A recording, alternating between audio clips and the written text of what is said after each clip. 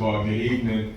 I'm going to set this here for 1 second. So first of all, good evening. Good evening. Good evening, black people. Good evening. Good evening. First of all, we are amongst each other. We are amongst some powerful folks in the room. And if we can't honor and value ourselves, who will? So good evening, black people. No matter where you come from, some of us are here because of some of the hardships and ups and downs we've been through, but we're here, and I'm super proud that you're here tonight. Thank you, first of all, to Mr. Danny for not only recognizing us, but also the work that you do in the community as well. I'm honored to share the stage with some powerful people tonight. Tawanda Jones, who I have much respect for. Sister Tawanda Jones is in the room. So a little bit about me. I'm born and raised right around the corner. I want to thank my mom, who is on the side. She is the one who beat the hell out of me, excuse the French, as I was growing up and even as an adult. I'm super proud of my mom. I am still a mama's boy. My mom, she wasn't a single parent. I had dad in the house too. But mom went to school at night, law school at University of Baltimore. All of that is after dropping out of high school, being a single mom early on.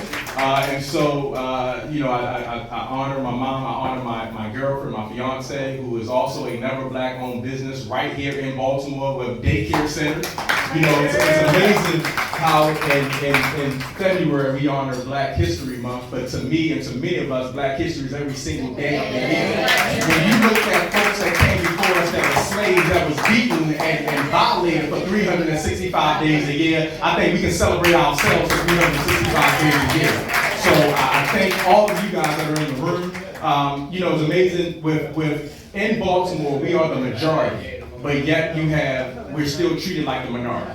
And when you look at all the black businesses right here in Baltimore, Terra Cafe, I'm proud to own and operate a restaurant around the corner. You got Collins, you got Southern Blues, you got so many, Next Phase, you got so many black-owned businesses. But I'm gonna be real with you also, as I told Brother Danny I would. We have to start supporting each other more and not when it's convenient or not when it's just popular. And I probably lose some customers after I say what I'm gonna say in my restaurant. I have liked Let's Brunch Cafe, Popeyes, Dunkin' Donuts. So I went from this high school dropout to MBA, law school to PhD. I went from being homeless to a homeowner. I went from having a felony at 18 years old to a loudmouth boy in Baltimore City. God don't make mistakes. And he still ain't helping me yet. But if I can be real with you, we have to continue to support black business. We can't get mad when a chicken wing in a black-owned business is 75 cents more than a Korean spot. I'm just being real with you. So we have to make sure that we go out, support them, give them the love, show them the love. 365 days a year, and we have over 365 black-owned businesses in Baltimore City. There's no reason why we should still be giving Koreans, and I'm gonna say it, Koreans and the Asian locations all of our money when they don't even reinvest in our city. How many of your kids work in their restaurants but we patronize them? How many of them show up at PTA meetings but we patronize them? When our kids are stabbed and shot in the streets, how many of them come out and march with us? When you walk in that business, or you walking through trash and broken glass and needles and everything else. So they're taking money out of our communities, they're not reinvesting in our communities, and they don't even have enough respect to hire from the community.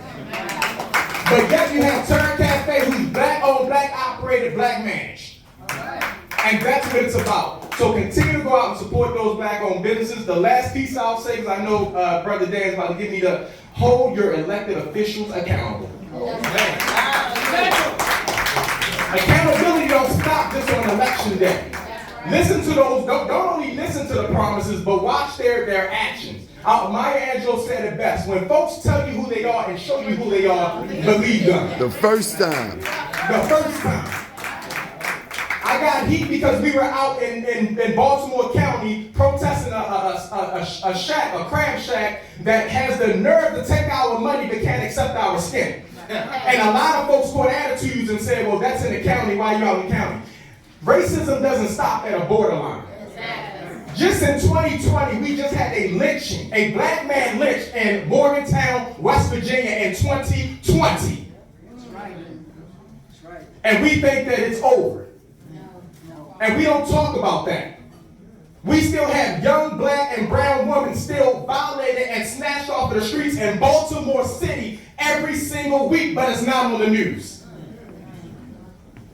We have to continue to get involved, stay involved, and make sure we hold elected officials and hold those that say they want to serve us and protect us accountable for their actions. Because at the end of the day, whether we have their support or their help, I know some folks like Brother Danny, I know folks like Terrence, I know folks like Dante, Shorty, Dwayne, Sister Jones. We still gonna be out in that street loudmouth and letting folks know that we're here to stay, we won't shut up, and that somebody told me years ago, a closed mouth don't get fed. So God bless you and make sure we continue out there. Give it up for Rikki Vaughn. Look at the picture.